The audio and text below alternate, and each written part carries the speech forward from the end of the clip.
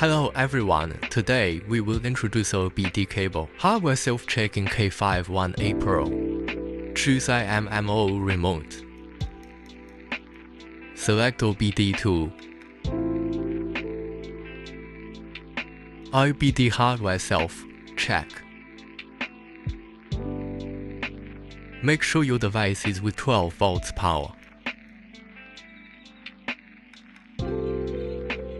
Connect OBD cable to device.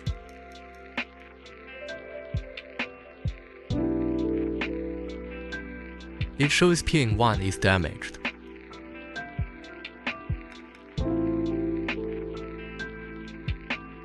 We choose another OBD cable.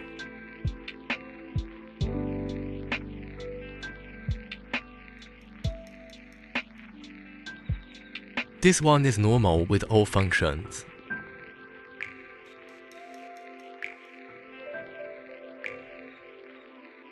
Also here is a small bulb symbol. You can open the light of OBD cable to help users find OBD port easier in the dark.